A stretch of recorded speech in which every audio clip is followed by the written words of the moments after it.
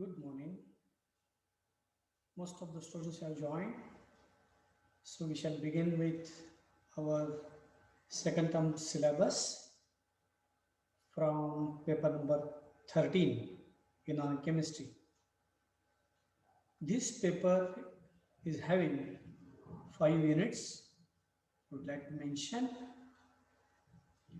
the first unit is a coordination chemistry where the topic is divided into two parts. In the first part, we are going to start with inorganic reaction mechanism where we can study the various mechanisms of inorganic reactions similar to that of organic reaction mechanism. In the same topic, that is in coordination chemistry, we have to study the thermodynamic and the kinetic aspects of metal complexes where we are going to study the thermodynamic stability of reactions, the kinetic stability of reactions, then the factors affecting the stability of complexes. So these two aspects are to be studied under coordination chemistry. The second unit, which is very important from the examination point of view, name is nuclear chemistry. In this topic, we are going to study various nuclear reactions. Then we are going to study the types of nuclear reactions. Then we are going to study the use of uranium, thorium, and plutonium for atomic energy in nuclear reactors. After this, we are going to study the applications, that is uses of radioisotopes as a traces. This is a very important aspect of this topic that we are going to study. So in this topic, we are going to study huge number of nuclear reactions, how to balance these nuclear reactions that we are going to study. The topic is very, very interesting to study, provided you listen the topic very attentively and carefully.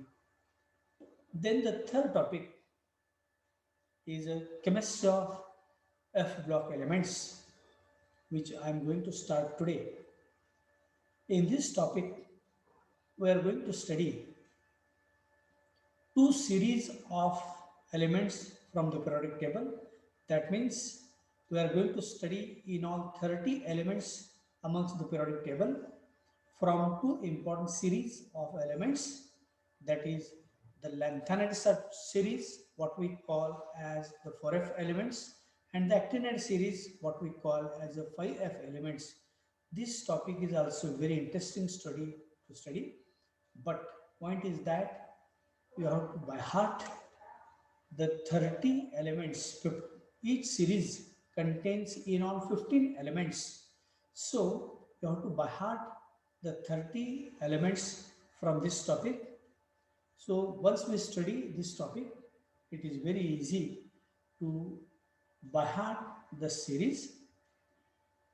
In this topic, we are also going to study how do the lanthanides occur in nature.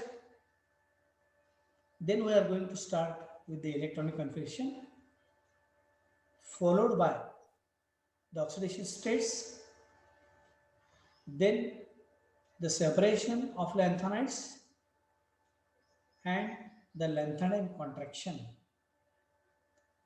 After completion of all these characteristic features of lanthanide elements, we are going to study the actinide elements.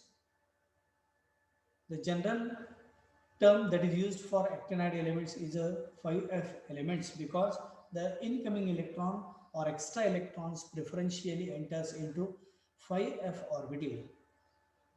Here again there are 15 elements are to be studied by you with the respective electronic configuration, and we are going to study the IUPAC nomenclature of those elements having atomic number having greater than 100.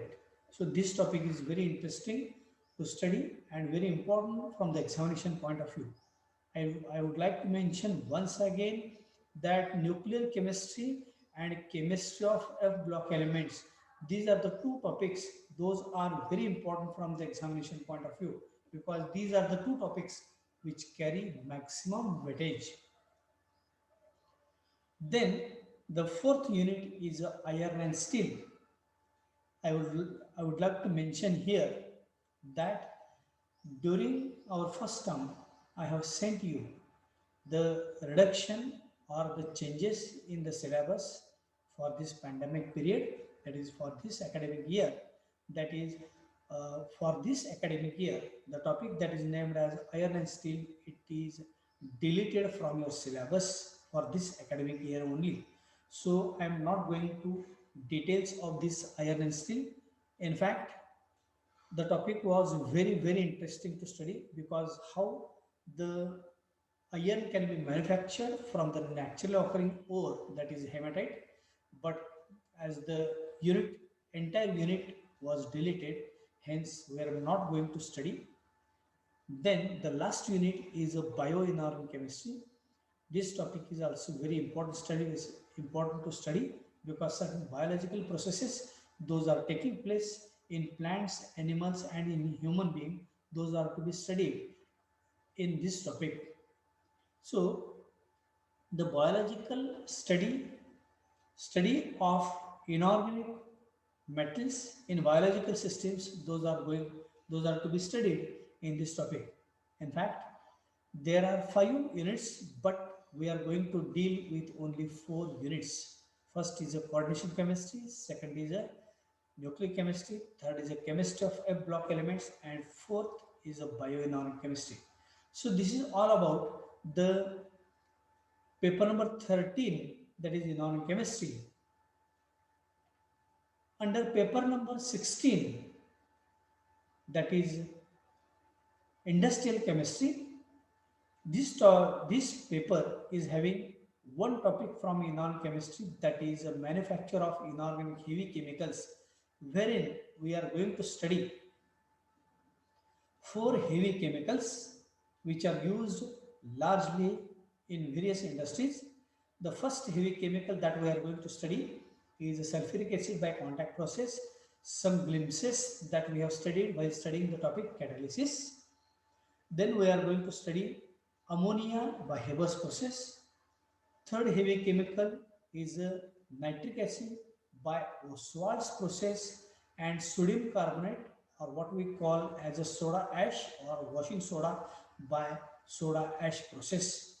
So these are the 4 heavy chemicals that we are going to study in the topic industrial chemistry, which is included under paper number 16.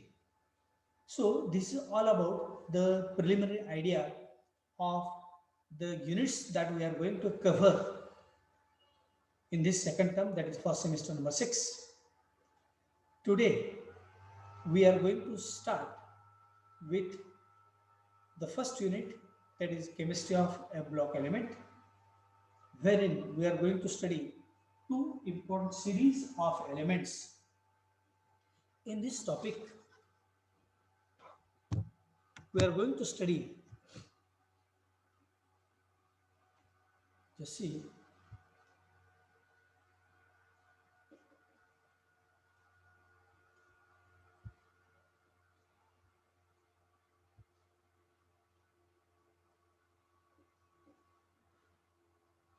this is the study of a block elements. If we look at the periodic table, then we can see that on extreme left hand side, these are the 2 blocks. This is the first A group element of the periodic table. This is the second A group of the periodic table. Just a minute.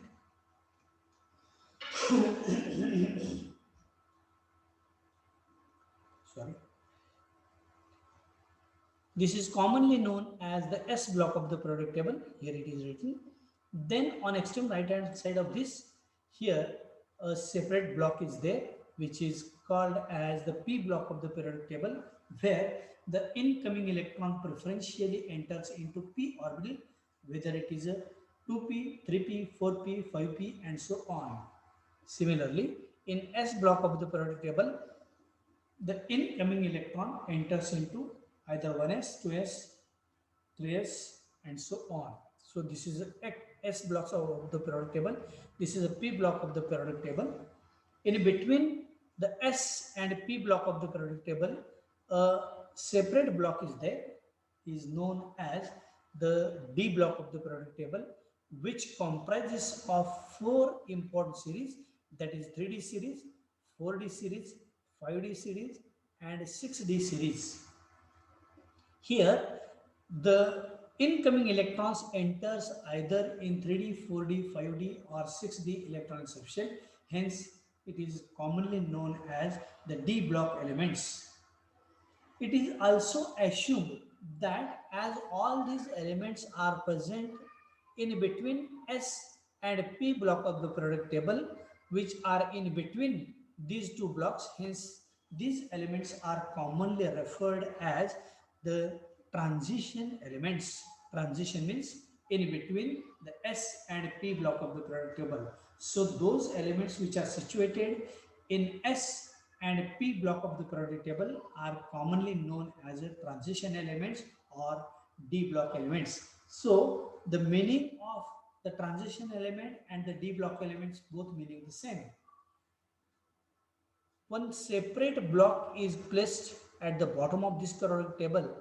This block here it is shown one line from the 6th period, that from cerium to here last element is a lanthanum, and here one more block that is placed here, the 7th period of this periodic table, that is from thorium to lawrencium, atom number 103. So in the beginning of this topic, we are going to study the elements from atom number 57, that is a lanthanum, and last element is a lutetium, that is having atom number 71. So the series of element comprising of in all 15 elements, wherein the incoming electron preferentially enters into 4f orbitals, is known as the lanthanide series. The series itself is named as the 4f series or lanthanide series, because lanthanum being the first member of this series, and hence it is called as the lanthanide series. Then we are going to study the second series of elements, that is known as the actinide series, where again 15 elements are there. These elements where almost the incoming electrons preferentially enters into